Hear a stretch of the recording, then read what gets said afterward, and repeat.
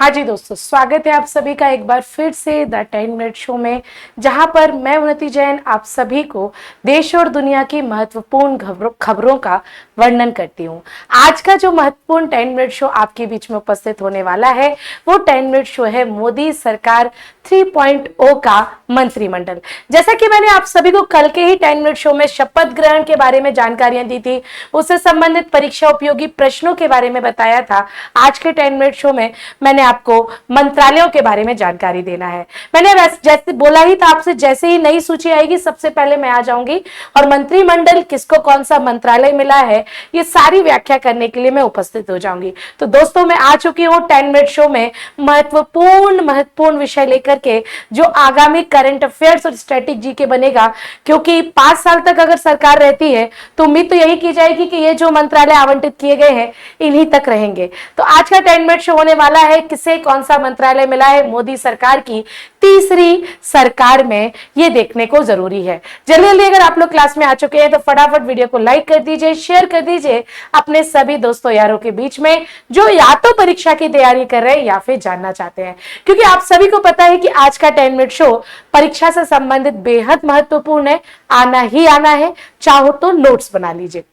रक्षा मंत्रालय, विदेश मंत्रालय, गृह मंत्रालय, ऊर्जा मंत्रालय, वित्त मंत्रालय और शिक्षा मंत्रालय, इसके अलावा अन्य मंत्रालय, राज्य मंत्री स्वतंत्र प्रभार, राज्य मंत्री किस किस को मिला है, कितनी महिला मंत्री चुनी गई है, महिलाओं में किस किस को मंत्रालय मिला है, कितने मध्य प्रदेश के व्यक्ति होंगे जो कि इस बार लोकसभा से चुनकर के कैबिनेट मंत्री में शामिल हुए हैं, राज्य मंत्री में शामिल हुए हैं, उन सब की जानकारी एक ही वीडियो में मिलने वाली है और कहीं भटकने की आपको जरूरत नहीं है। अगर आप लोग ने अभी तक टेलीग्राम चैनल को सब्सक्राइब नहीं किया है, ज्वाइन नहीं किया है, तो फटाफट टेलीग्राम चैनल को ज्वाइन कर लीजिए। यहाँ पर आपको सारी जानकारियां परीक्षा संबंधित मिलती है।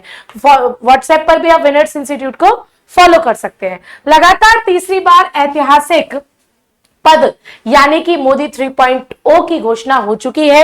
लगातार तीसरी बार प्रधानमंत्री पद की शपथ लेने के लिए एक दिन बाद प्रधानमंत्री नरेंद्र मोदी जी ने कल यानी 10 जून को 71 मंत्री परिषद को अपने अपने विभाग सौंप दिए हैं। और साथ ही साथ प्रधानमंत्री के पास कौन कौन से विभाग होने वाले हैं इसकी भी आज की कक्षा में हम जानकारी लेंगे।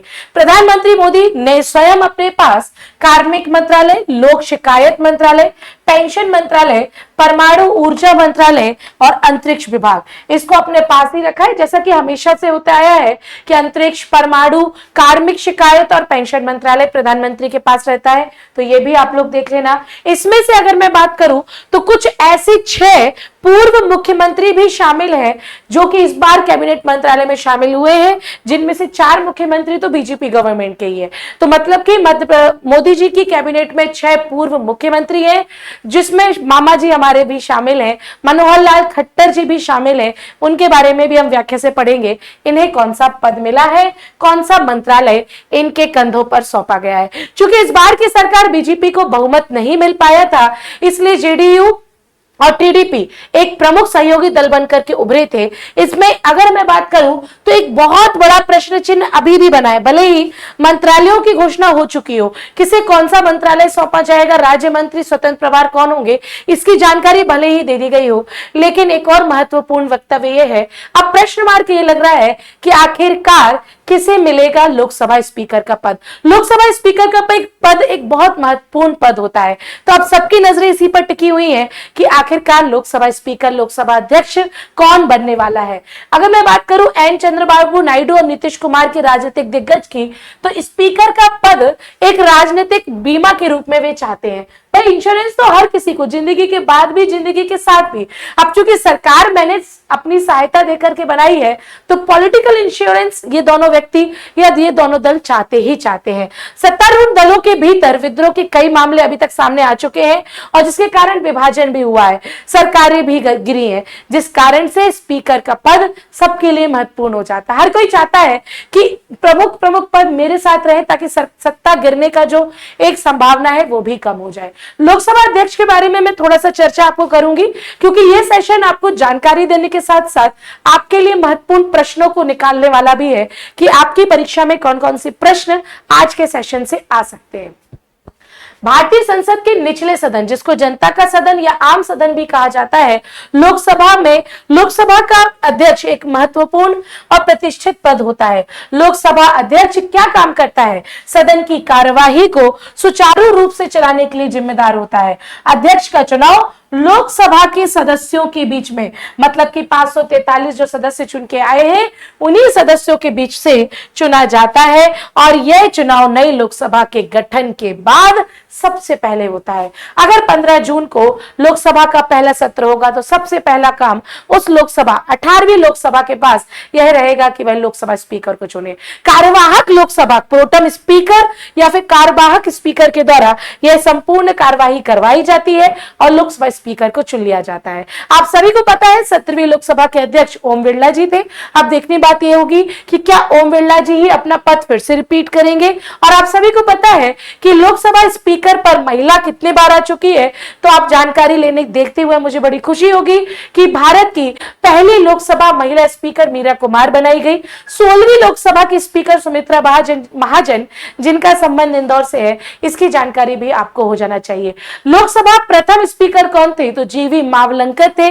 मैं उम्मीद करती हूँ कि ये तथ्य जो परीक्षा में आते हैं ये आपको पता होंगे। अब सबकी निगाह इस बात पर है कि 18वीं लोकसभा चुनाव के अंतर्गत लोकसभा स्पीकर का पद किसके हाथ में आने वाला है, क्योंकि लोकसभा स्पीकर के पास शक्तियां भी होती हैं और साथ ही साथ 543 एक बड़े लोकसभा सांसदों को सुचारू रूप से संचालित अनुशासित करने के लिए, नियंत्रित करने के लिए शक्तियां भी प्राप्त होती है। तो इसको भी हमें देखना होगा। वक्त बताएगा कि आखिरकार लोकसभा स्पीकर कौन बनेगा। अगर आपके पास कोई अनुमान है तो आप मुझे कमेंट सेक्शन में बता सकते हैं कि आपके अनुसार 18वीं लोकसभा में लोकसभा स्पीकर, लोकसभा अध्यक्ष का पद किसको मिलने वाला है। अगर बात करें कैबिनेट मंत्री और उनके मंत्रालय, अगर जैसे कि मैंने बात किया कि भारत के 20वें प्रधानमंत्री के रूप में कौन चुने गए हैं, प्रधानमंत्री नरेंद्र मोदी चुने गए हैं। साथ ही साथ तीसरी बार पीएम बनने वाले दूसरे पीएम है। इसके पहले पीएम पंडित जवाहरलाल नेहरू थे, जिन्होंने तीसरी बार प्रधानमंत्री पद के रूप में शपथ ली। अब दूसरे प्रधानमंत्री जिन्होंने तीसरे कार्यकाल के लिए प्रधानमंत्री की शपथ ली है वो है नरेंद्र दामोदर दास मोदी। इनके पास कार्मिक, लोक शिकायत, पेंशन, परमाणु ऊर्जा और अंतरिक्ष विभाग है। साथ ही साथ नीतिगत मुद्दे और अन्य सभी मंत्रालय जो किसी भी व्यक्ति को, किसी भी मंत्री को या किसी भी लोकसभा सांसद को आवंटित नहीं किए गए हैं, वे मंत्रालय इनके पास अपने आप आ जाएंगे। तो इनके मंत्रालयों को भी आपको व्यवस्थित रूप से देख लेना चाहिए। अब बात करते हैं कि आखिरकार प्रधानमंत्री नरेंद्र मोदी के अलावा उन मंत्रालयों की चर्चा जो कि परीक्षा में आएगी। सबसे पहले मैं बात करूंगी महिला मंत्रियों की। इस बार अगर मैं बात करूं तो टोटल 72 कैबिनेट मंत्री या राज्य मंत्रियों में 7 महिलाओं मंत्रियों को शामिल किया गया। नंबर बहुत कम है, इकाई का नंबर है, लेकिन इकाई में भी है, इस बात की हम संतुष्टि रख लेते हैं, क्योंकि इसके पहले 17वीं लोकसभा चुनाव में जो मोदी गवर्नमेंट थी उसमें 10 महिला मंत्रियों को शामिल किया गया था। इस बार इनकी संख्या 3 कम होकर के 7 बची है। स्मृति ईरानी का चुनाव हारना इसमें भी शामिल है। ठीक है, तो 7 ही बची हुई है। 7 महिला मंत्रियों को स्थान मिला है, 2 कैबिनेट मंत्री बनकर आई है और 5 राज्य मंत्री की रैंक को हासिल किया है 2 कैबिनेट मंत्री। सबसे पहले निर्मला सीतारमण, जिनको इस बार फिर से वित्त मंत्री का कार्यभार दिया गया है, और दूसरा होगी अन्नपूर्णा देवी, जिनको इस बार कौन सा कार्यभार दिया गया है भैया, तो महिला एवं बाल विकास मंत्रालय इनको आवंटित किया गया है। महिला व बाल विकास मंत्रालय इनको आवंटित किया गया है। इसके अलावा हमें जो याद रखना है, सावित्री ठाकुर को याद रखना है, क्योंकि सावित्री ठाकुर मध्य प्रदेश के धार जिले से है और उन्हें महिला बाल विकास मंत्रालय का राज्य मंत्री का पद दिया गया है। और इसके अलावा मैं बात करूं युवा मामले के, खेल एवं युवा कल्याण मामले में रक्षा खड़से का नाम याद रख लेना, और सावित्री ठाकुर का नाम मैंने ऑलरेडी बताया है। तो 5 महिला सांसदों को राज्य मंत्री का और 2 को कैबिनेट मंत्री का दर्जा। 2 कौन कौन सी है? निर्मला सीतारमण और अन्नपूर्णा देवी है। यहां पर छाप लेना, आगे आने वाले समय में यही प्रश्न रिपीट होंगे। आज का 10 मिनट शो चांद सितारे वाला 10 मिनट शो है, तो ध्यान से इसको पढ़ लेना, सीरियस होके थोड़ा सा। ठीक है, अब तो अन्य मंत्रालयों के बात करूं तो इसके पूर्व 17वीं लोकसभा चुनाव में राजनाथ सिंह के पास ही रक्षा मंत्रालय था। एक बार फिर से राजनाथ सिंह के पास रक्षा मंत्रालय आ चुका है। अमित शाह पहले भी गृह मंत्रालय अपने पास रखे थे और साथ ही साथ सहकारिता मंत्रालय भी। तो सहकारिता विभाग और गृह मंत्रालय पुनः अमित शाह जी के पास आ चुका है। और साथ ही साथ नितिन गडकरी जो कि नागपुर से लोकसभा सांसद हैं, ये पहले भी सड़क परिवहन मंत्रालय को संभालते थे, पुनः सड़क परिवहन मंत्रालय इनके पास आ चुका है, याद रखना। आगे बढ़े, अगर सेशन को आगे ले जाते हैं तो जेपी नड्डा जो कि इसके पहले या फिर वर्तमान में भी बीजेपी के राष्ट्रीय अध्यक्ष थे और राज्यसभा सांसद है, तो जेपी नड्डा को क्या दिया गया है? स्वास्थ्य मंत्रालय। इसके पहले जो स्वास्थ्य मंत्रालय यानी 17वीं लोकसभा में स्वास्थ्य मंत्रालय मनसुख मांडविया जी के पास था, अब यहां से ये जेपी नड्डा जी के पास आ चुका है।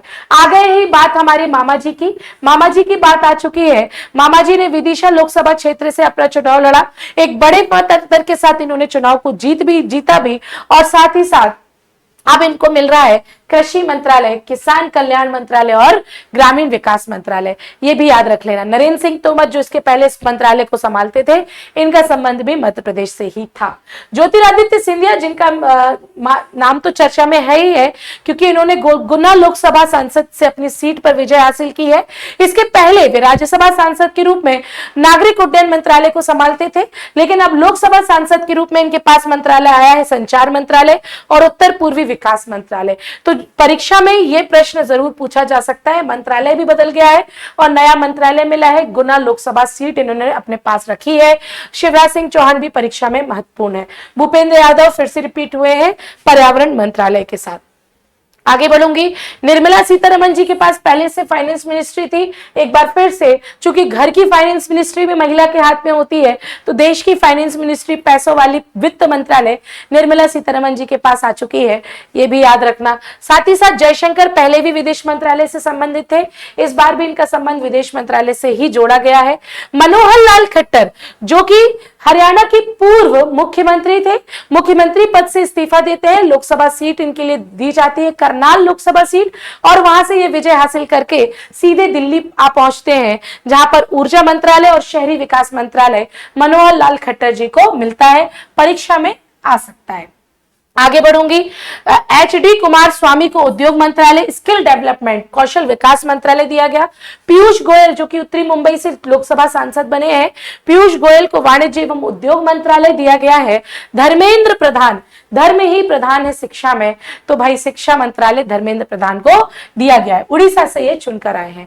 आगे बढ़ूंगी। जतिन राम मांझी, एमएसई लघु उद्योग से संबंधित इनको मंत्रालय दिया गया है। पंचायती राज लल्लन सिंह को दिया गया, याद रखना ये परीक्षा में पूछा जा सकता है। सर्वानंद सोनवाल को पोर्ट शिपिंग का पुराना मंत्रालय दिया गया है, रिपीटेशन है। आगे बढ़ूंगी। वीरेंद्र कुमार खटीक जिनका संबंध टीकमगढ़ लोकसभा क्षेत्र से है, इसके पहले भी इनके पास सामाजिक न्याय एवं कल्याण मंत्रालय था, फिर से इनके मंत्रालय को रिपीट किया गया है। के राम मोहन नायडू को नागरिक उड्डयन मंत्रालय मिला गया है। चांद सितारे जरूर लगा देना, नहीं लगा पाओ तो मैं लगा दूं। ज्योतिरादित्य सिंधिया का डिपार्टमेंट के राम मोहन नायडू को मिला है। प्रहलाद जोशी को उपभोक्ता मंत्रालय दिया गया है। आगे बढ़ूंगी। ज्वाल ओरा जनजातीय कार्य मंत्रालय मिला है। गिरिराज सिंह को कपड़ा मंत्रालय मिला है और सूचना प्रसारण मंत्रालय, रेल मंत्रालय अश्विनी वैष्णव को मिला है। यह भी अश्विनी वैष्णव को रेल मंत्री के रूप में जरूर याद कर लेना, परीक्षा में आ सकता है। आगे बढ़ूंगी। जैसे गजेंद्र सिंह शेखावत को संस्कृति और पर्यटन राज्य मंत्री का, और अगर मैं बात करूं तो ये तो मैंने आपको याद किया है कि अन्नपूर्णा देवी महिला एवं बाल विकास मंत्रालय के रूप में याद रख लेना है। किरण रिजिजू को संसदीय मामलों का एवं सहकारी अल्पसंख्यक मंत्रालय मिला है। हरदीप सिंह पुरी को पेट्रोलियम मंत्रालय, चांद सितारे। मनसुख मांडविया जो कि स्वास्थ्य मंत्री थे, अब इनके पास आया है श्रम रोजगार खेल एवं युवा कल्याण। फिर इसके बाद याद रखना जी किशन रेड्डी कोयला मंत्रालय के रूप में। आगे देखेंगे। चिराग पासवान इंपॉर्टेंट है भैया, चिराग पासवान को मिला है खाद्य प्रसंस्करण। सी.आर. पाटिल को मिला है जल शक्ति। प्रमुख मंत्रालय के लिए मैंने आपको याद कराया, फिर भी इनमें से जो याद करने हैं वो शिक्षा मंत्री धर्मेंद्र प्रधान, स्वास्थ्य मंत्री जेपी नड्डा, कृषि मंत्री शिवराज सिंह चौहान, दूरसंचार और पूर्वोत्तर मंत्री ज्योतिरादित्य सिंधिया, रक्षा मंत्री राजनाथ सिंह, गृह मंत्री अमित शाह, विदेश मंत्री एस जयशंकर, और फिर इसके बाद वित्त मंत्री निर्मला सीतारमण, महिला बाल विकास मंत्री अन्नपूर्णा देवी। तो इन लोगों को याद कर लीजिए, इतना ही काफी हो सकता है। लेकिन मैं पढ़ाऊंगी तो पूरा पढ़ाऊंगी। किस राज्य से कितना प्रतिनिधित्व इस बार मिला है, ये भी थोड़ा सा एक प्रमुख देखना होगा होगा, जैसा कि मैंने सुबह 8 बजे वाली करंट अफेयर्स की क्लास में भी आपको बताया था कि मध्य प्रदेश में 29 में से 29 सीटें बीजेपी के पास हैं, लेकिन 29 में से 5 लोगों को मंत्री पद दिया गया है, कैबिनेट मंत्री और राज्य मंत्री के रूप में, केवल 5 को, 29 में से 5 को।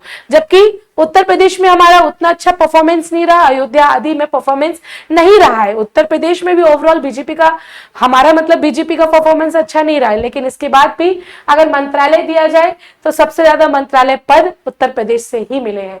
इसके बाद बिहार, राजस्थान, मध्य प्रदेश से 5 लोगों को प्रतिनिधित्व दिया गया है, गुजरात से 4, कर्नाटक से 4, हरियाणा से 3, आंध्र प्रदेश से भी 3 है ना, और तमिलनाडु से 3। ये एक अच्छा परफॉर्मेंस मिला है। दक्षिण से पंजाब से 2, असम से 2, उड़ीसा से भी 2 मिला है, पश्चिम बंगाल से भी 2, तेलंगाना 2, केरला से भी 2 मिला है, ये भी एक अच्छा परफॉर्मेंस है।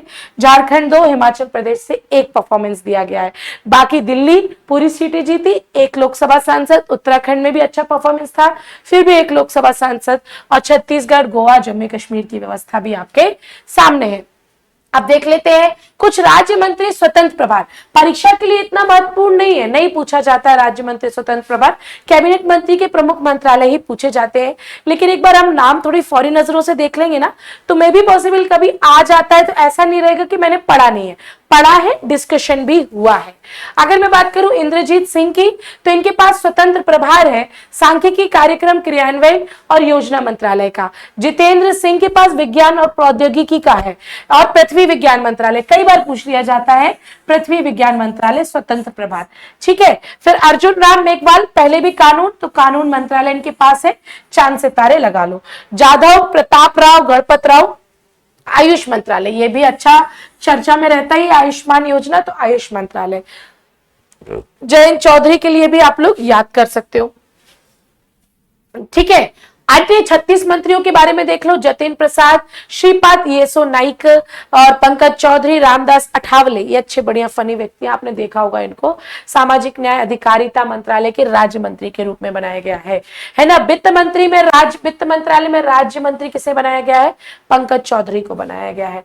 अगर मैं आगे बढ़ू तो अनुप्रिया पटेल, जैसा कि मैंने बताया कि सांसद 7 महिला सांसदों को यहाँ पर एंट्री मिली है, तो उसमें से स्वास्थ्य एवं परिवार कल्याण मंत्रालय में राज्य मंत्री का जो मंत्रालय मिला है वो अनुप्रिया पटेल को मिला है। इसके अलावा शोभा करंदलाजे, ये भी महिला है, सूक्ष्म लघु एवं मध्यम उद्यम मंत्रालय में राज्य मंत्री का प्रभार इनको मिला है। तो महिलाओं में जो राज्य मंत्री बनी है उनको भी याद रख लेना। मैंने निर्मला सीतारमण आपको पढ़ा दिया है, वित्त मंत्री, अन्नपूर्णा देवी पढ़ा दिया है, महिला एवं बाल विकास मंत्री, सावित्री ठाकुर जो कि धार की है, इन्हें महिला बाल विकास मंत्रालय का राज्य मंत्री बनाया गया है। फिर इसके बाद आपने पढ़ लिया है अनुप्रिया पटेल, जिनको स्वास्थ्य एवं परिवार कल्याण मंत्रालय का राज्य मंत्री बनाया गया है। फिर आपने पढ़ा है शोभा करंदलाजे, जिनको मंत्रालय मिला है सूक्ष्म लघु उद्योग का राज्य मंत्री का।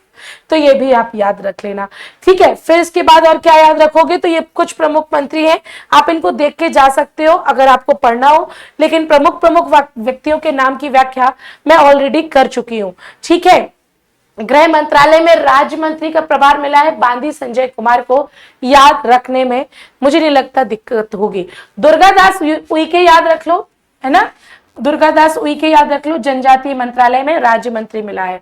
रक्षा, जो कि मैंने महिला और बची हुई है, वो है रक्षा निखिल खड़से, इनको भी याद कर सकते हो। युवा मामले में खेल मंत्रालय और राज्य मंत्री के रूप में मिला है।